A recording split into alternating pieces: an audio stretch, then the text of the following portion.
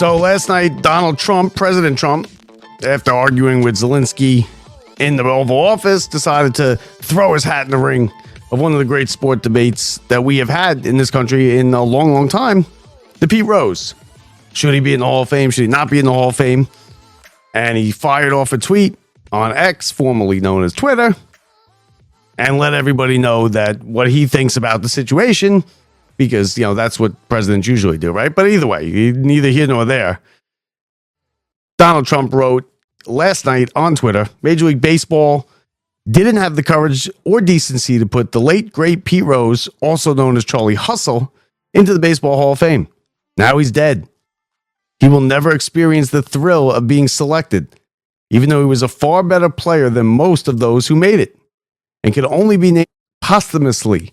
What a shame. Anyway, over the next few weeks, I will be signing a complete pardon of Pwte Rose, who shouldn't have been gambling on baseball, but only bet on his team winning. He never betted against himself or the other team. He had the most hits by far in baseball history and won more games than anyone in sports history. Baseball, which is dying all over the place, should get off its fat, lazy ass and elect Pwte Rose, even though far too late, to the Baseball Hall of Fame. Now, let's break this down. There's a million things wrong with this.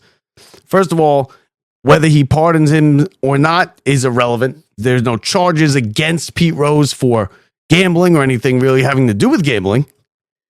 It's all tax evasion from signing autographs and stuff like that.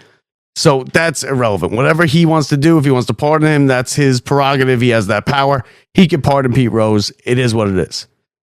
Now, to say that he was a far better player than most of the people who are in the Hall of Fame, simply not true. And I'm going to get into that in a little bit. Pwte Rose is right where he belongs on the ineligible list as far as I'm concerned. He has nobody to blame but himself for being there. And just the fact that he is now dead does not mean that he should be put into the Hall of Fame so he could be remembered forever. And a lot of people will say, oh, he's already in the Hall of Fame. Well, there was stuff about Pwte Rose in the Hall of Fame. Of course, he's the all-time hit king. He has more hits than anybody that's ever played the game. Now, he has 4,256 hits. He has he has a Hall of Fame resume. He is, if none of the gambling and all the other stuff happened, he would be in the Hall of Fame. I'm not arguing that he's not. His accomplishments are Rookie of the Year. He was the 1973 MVP in the National League. He was the 75 World Series MVP. He has the most hits in the history of the game. He has 3 batting titles. He has 3 World Series championships. He played for 24 years. Now, the gambling and the ineligible list and everything like that, Rule 21 is posted in every single Major League Baseball clubhouse. It's been posted in every clubhouse forever. It was posted when Pwte Rose played. It was posted when Shoeless Joe played with the 1919 Black Sox. It's posted today. It reads, any player, umpire, club, league, official, or employee who shall bet any sum whatsoever upon any baseball game in connection with which the bettor has a duty to perform shall be declared permanently ineligible. So right there, that's it. There's no doubt that he bet on baseball. He eventually admitted that he bet on baseball, that he bet on his own team. It doesn't matter that he bet on his own team. And I'm going to explain to you why it doesn't matter. Now, if you bet on your own team to win, you control that game and you control the other games too. So if you have 10,000, and he bet on 52 games, the Dowd report said, that it found 52 Reds games in 1989, I believe. He bet 10,000, minimum of 10,000 a game. Now you got 10,000 on the game. You're going to put your best relief pitchers in. You're going to maybe use them longer than they should be used, burn them out a little bit. And that could affect the next day's game and the following day's game. So it did have an effect on the games. The fact that he bet on his team is irrelevant. He bet on baseball. And it says any sum and you're permanently ineligible. He admitted that. He admitted it late in life, though, after snubbing his nose and rubbing baseball's face in it for 20, 30 years.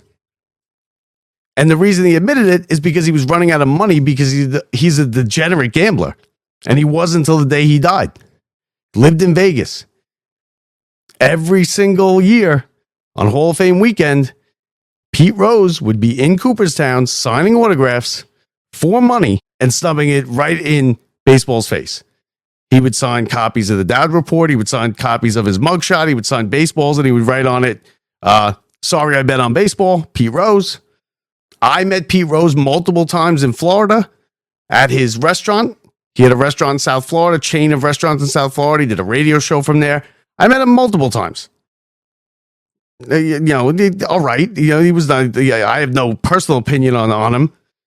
I guess he wasn't an asshole to me or anything like that. But I met him. He was around. If there was money to be made, Pete Rose was around because he was a degenerate gambler, and degenerate gamblers need a constant flow of money.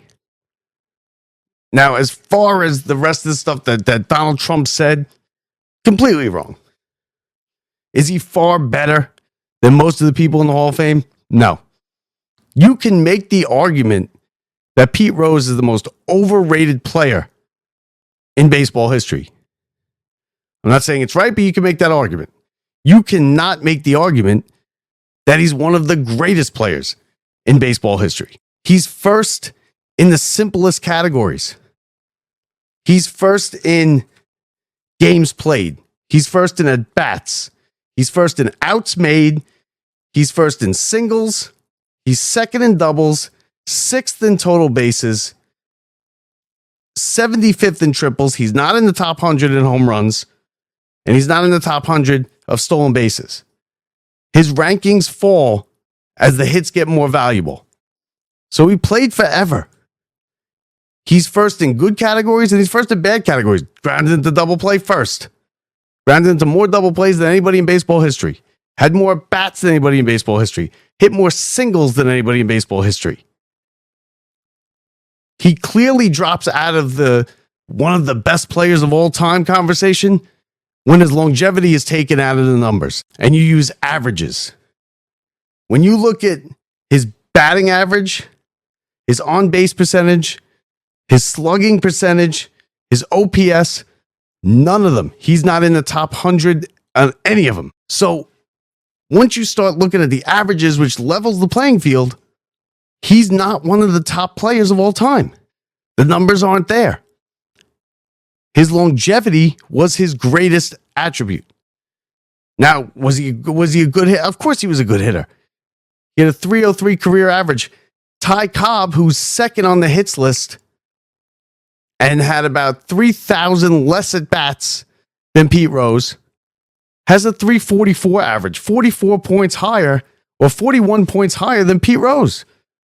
And with that amount of at-bats, 41 points is a big number. So he's more of a compiler than anything else. He played for 24 years. He played the game the right way. Did he hustle? Of course he hustled. Charlie Hustle. Is he a winner? He's a winner. Won 3 championships. You can make the argument that he was never even the best player on his team. Now, I get it. You're going to probably lose that argument because he won the MVP. But in the year that he won the MVP in 1973, looking at the numbers, it wasn't a runaway. You could absolutely say that Willie Stargell in Pittsburgh should have won the MVP. Rose hit .338. Stargell hit .299. Rose had only 5 home runs and 64 RBIs. Stargell had 44 home runs, 119 RBIs. Rose scored 115 runs. Stargell 106. His slugging percentage was .437. Stargell's was .696. And his on-base percentage was .411 to Stargell's .392. The home runs and RBIs, to me, put Stargell ahead of him.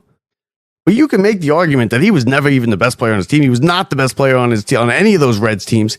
He was not the best player on the Phillies team when he won the title in '80. So, is he one of the best players of all time? Is it no doubt he absolutely belongs in the Hall of Fame? It's a travesty that he's not? I don't think so. And then when you account for all the bad things that he did, clearly bet on baseball makes you automatically ineligible. He was given so many chances to just come back and fall on his sword and do the right thing, and he would have been in, and he would never do it. He was too prideful. He denied betting on baseball for years and decades. When he got later in life, closer to death, he admitted it. And he also, when he needed money, he admitted it. He was in Cooperstown year after year after year, sticking it in the face of baseball. He applied for reinstatement many times. It was never even addressed. He applied and never heard back. Bud Selig never gave it a look. In 2015, Manfred did give his application for reinstatement a look and said no. That he still gambles. He lives in Vegas. He still comes and shoves it in the face of baseball every year. No. And then that was it. In 2015, he was given a chance to be on TV again. Fox hired him to be a studio analyst, and he was good in the studio. 2 years later, it came out that when he was 34 years old, he had a sexual relationship with a 16-year-old girl in Ohio. Now, not illegal. In Ohio, the age of consent was 16. She said that it happened before she was 16. He said it didn't happen until she was 16. She said it happened also outside of Ohio. He says it only happened inside of Ohio. You want my honest opinion? It probably happened when she was 15, and it probably happened in Ohio and outside of Ohio. But even if it didn't, 34, married with 2 kids, and a 16-year-old, that's a bad guy. Seems like maybe somebody Trump would get along with. The bottom line is, Pete Rose is right where he belongs, on the ineligible list. And that's where he's going to stay. The fact that Trump is throwing a bunch of stuff out there that Trump's got to stay in his lane here. He's wrong on all this stuff. Won more games than anybody in sports? No. Did you ever hear Bill Russell? Bill Walton? There's a lot of people that have won more in American sports than Pete Rose. Pete Rose was a winner. He hustled. He played the game the right way. He played hard every time he went out there. But he was a degenerate gambler. He was not an all-time great player. He was a compiler more than anything. You stay around long enough, you're going to get a lot of hits. And like I said, you can make the argument that he is the most overrated player of all time. You cannot make an argument that he's one of the greatest players of all time because the numbers don't add up. And he was a bad guy and a degenerate gambler and maybe even a sexual predator. Sorry, guys. Pete Rose doesn't belong in the Hall of Fame. That's my take. I'm Bob Walters from the Brian Gunzel Studios. See ya.